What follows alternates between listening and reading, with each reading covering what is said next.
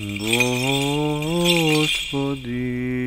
Исусе Христе, Сине Божий, помилуй меня грешного. И Сина, и Светлиот Дух. Амин. Возлюбени во Христа Бога, братья и сестры, Христос се роди. Истина се роди. Христос се роди. Истина се роди. Христос се роди. Истина се роди. Во третиот ден од празникот Рождество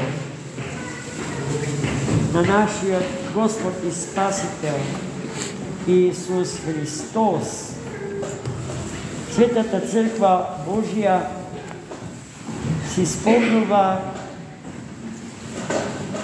на големото светило нејзино, Ерусалимскиот архидјакон Стефан, кој што бил првомаченик и апостол Христов. И веќе во самото име на светителот го имаме целото житие негово. Зошто е тој архидјакон? Затоа што во првата Ерусалимска црква со која што предстојувал вчера славениот свет апостол Јаков, брат Господен, првиот епископ на Ерусалимската црква.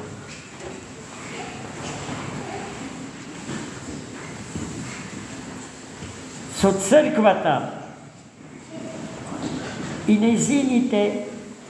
незината собственост, а незината собственост била собственост на сите.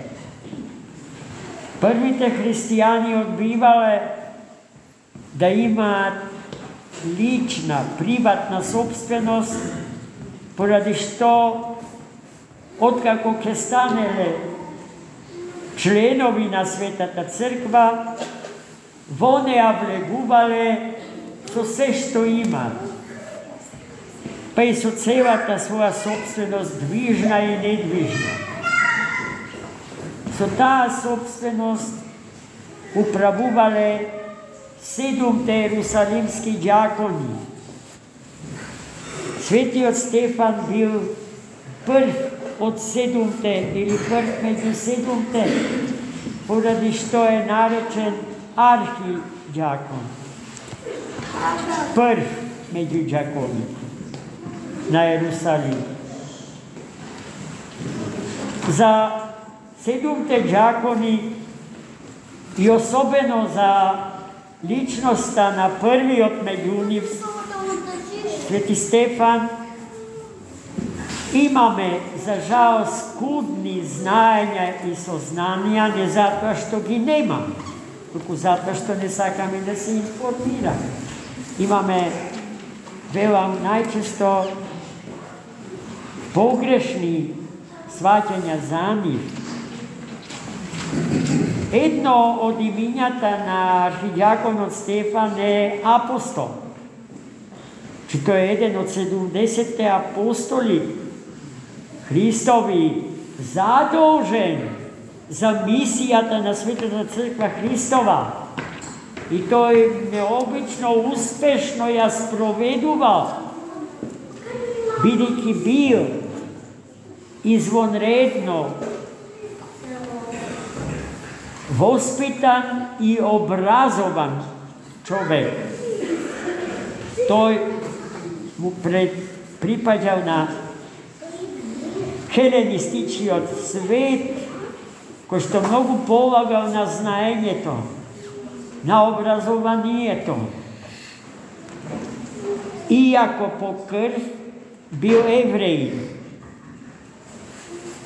но и евреите во тие географски простори во Александрија и околу неа имале големи интелектуални амбиции и своите потреби ги задоволувале поминувајќи низ Александрискиот музеум, кој што е еден вид архитектска представа за денешните универзитети. И Свети Стефан е еден од тие што поминале низ тие високи училишта на класичниот свет. И така одлично образован.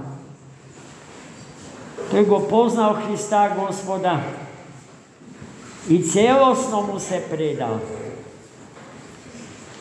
Како џакон на Ерусалимската црква, покрај грижата за сиромашните, Свети Стефан ја водел интелектуалната битка со народот на кој што му припаѓал по крв, но со кого што на планот на верата и теологијата воопшто не се согласува.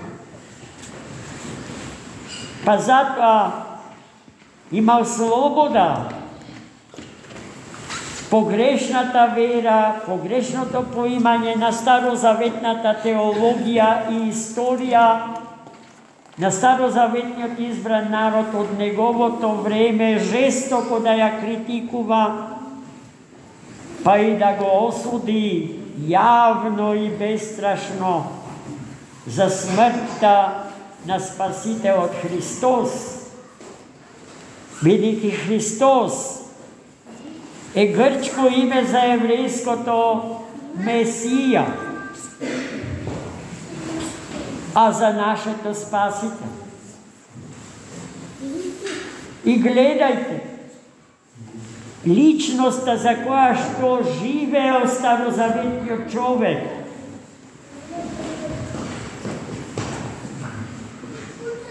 целиот Стар Завет е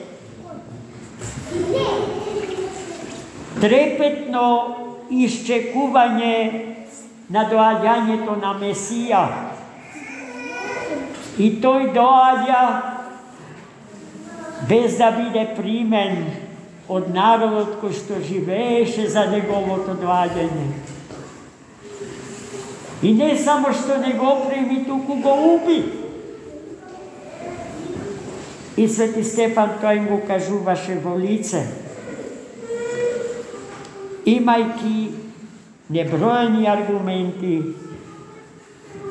за своите тези и ставови, кои што биле антиеврејски, односно народот на кој што и самиот му припаѓал, неговото христијанско исповедање на верата ја доживувал како антиеврејство, што нема ништо заедничко, ниту една допирна точка со беседата и проповедта на свети архиџакон Стефан, апостол и првомаченик Христов. Денеска го слушавме празничниот апостол, во кој што се ова за што јас денеска ви зборувам е историски подкрепено и потврдено. И сега доаѓаме до уште едно име од имињата на Свети Стефан, покрај тоа што бил апостол и архидиакон, тој бил и првомаченик Христов. Неговата беседа ги кинела срцата на евреите и тие не можеле да ја издржат вистината за која што се залагал Свети Стефан. И во цутот на младоста негова со камења го убиле.